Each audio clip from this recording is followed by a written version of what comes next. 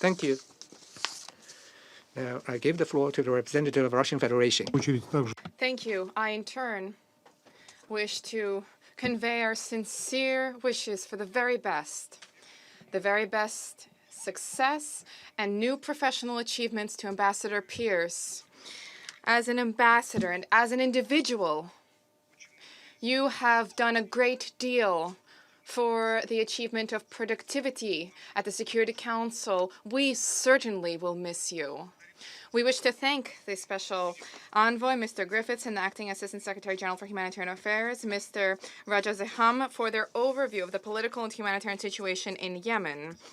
We highly value the efforts of our United Nations colleagues directly on the ground in Yemen under conditions of this acute crisis. In Yemen, we continue to observe a deadlock in the political settlement process, escalating hostilities, a deterioration of the humanitarian situation. However, it is important for us to bear in mind that these are all factors which are bringing us closer to the point of no return, after which unification of the mosaic of Yemeni state institutions will simply be impossible.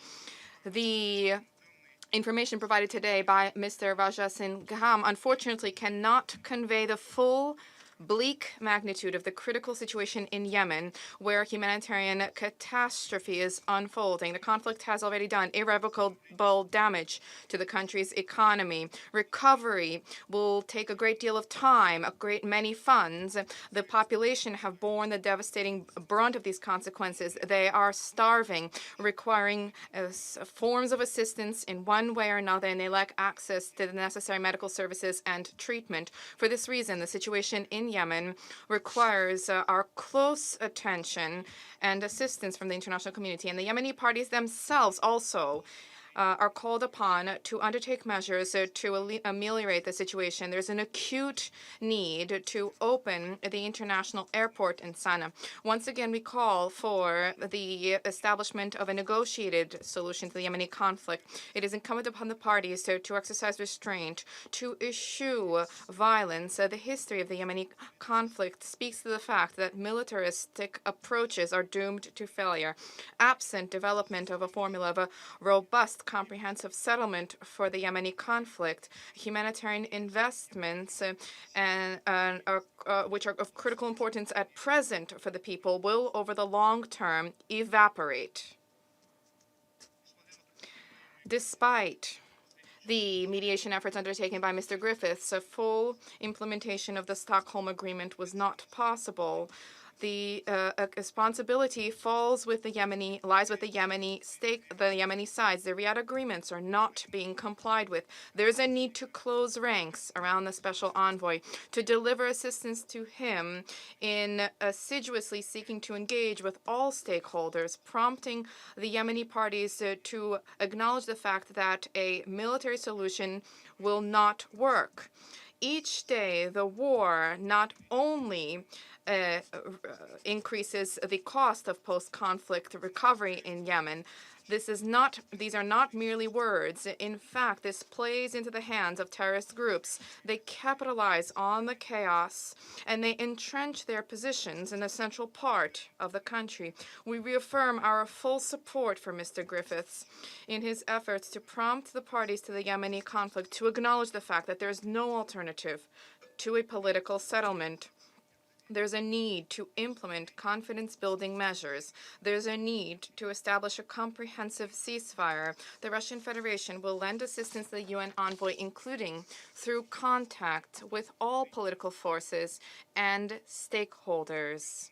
We are firmly of the view that it is still possible to reach agreement, specifically vis-a-vis confidence-building measures, vis-a-vis the establishment of a comprehensive ceasefire, and vis-a-vis the relaunch of intra-Yemeni talks, that it is still possible to achieve that. What is necessary is political will. We call upon all parties to proactively join Mr. Griffiths' mediation efforts. By way of conclusion, I wish to stress that the conflict in Yemen, and this is the case with any conflict in the Middle East, the conflict in Yemen cannot be resolved through attempts to find scapegoats. This methodology, as historical experience attests to, only complicates the quest to resolve conflict.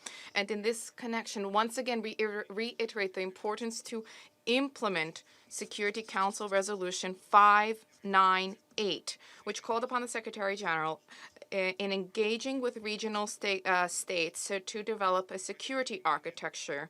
We would draw attention to the Russian blueprint for collective security in the Persian Gulf area.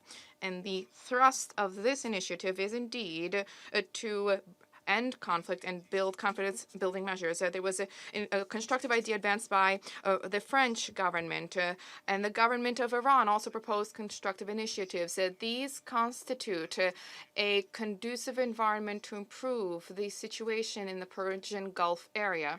Mr. President, we are nearing the day that will mark the fifth anniversary of the beginning of the brutal and unnecessary war in Yemen, a war which cost hundreds of millions of dollars every day. These funds could have been earmarked to address issues linked to counterterrorism, to economic development, to countering the threats of pandemic. We urge all Yemeni stakeholders, all Yemeni parts, to abandon mutual recriminations, to rise to their responsibility for the fate of their own state. We urge the Yemenis to urgently begin, under the aegis of the United Nations, negotiations to arrive at a comprehensive settlement in Yemen with the aim of bringing the country back on track towards sustainable development. We wish to see a peaceful Yemen, a stable Yemen, a Yemen coexisting in peace and security with all countries and regions, barring none. Thank you. 谢谢。 Thank you. Now give the floor to the